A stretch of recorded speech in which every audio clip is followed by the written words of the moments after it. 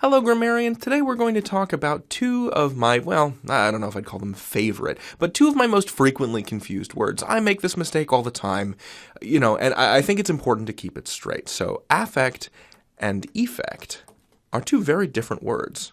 What is the difference, you might ask? Well, that's why I'm here. So, to sum it up, let's just put the TLDR right at the top. Affect is a verb. Just think of that as a verb. And effect, think of that as a noun. It's more complicated than that, obviously, but most of the time, when you're looking at these two words and you're trying to decide, which one do I use? Affect is a verb, effect is a noun. That's the too long didn't read of this video. And who reads a video? But this is your key takeaway.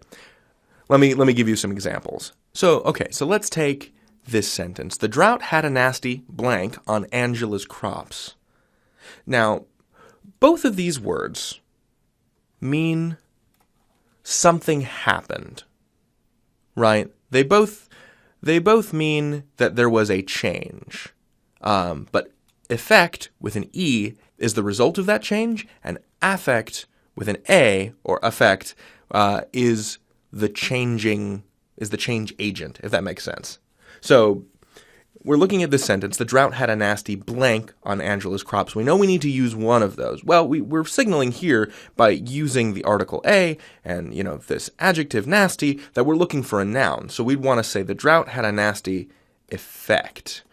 Another way to think of this is effect with an E is the same way as saying result. Similarly, if we wanted to write this sentence again, but with affect, with a verb, we'd say the drought affected Angela's crops. So affect, we're using it as a verb. Effect, we're using it as a noun. And I'm exaggerating the pronunciation of those just to give you the distinction. Now, of course, there are always obnoxious exceptions. Let's cover them briefly, but just bear in mind that these are pretty rare. Okay, so number one, the word effect with an E as verb. When you see this as a verb, it usually means to create. So the way I usually see this is in the phrase effect change, which really means to bring about change. Effect here means to create. So Kimiko hoped that the new mayor would effect change in her town. What we're saying here is really make change. When we say effect as a verb, that's really, it just means to make. And the other obnoxious exception is affect as a noun, which is like a psychology term. It really means like someone's personality. So, for example, Percy had a smug affect, and that just means that his personality is smug.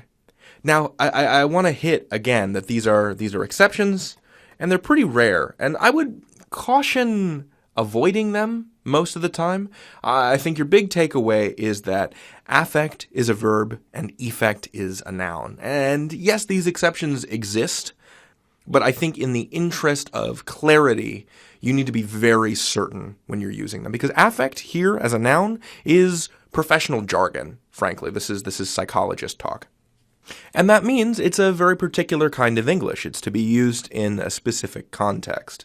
Likewise, effect as a verb, frankly, I don't know what you get out of this. I would just say make, frankly. I'm not sure it's worth the confusion. But that's just a style tip. Obviously, it's still grammatical to use it that way. You just have to be careful of confusion. So, what's the takeaway? Affect is a verb, effect is a noun. But there are exceptions. You can learn anything. David out.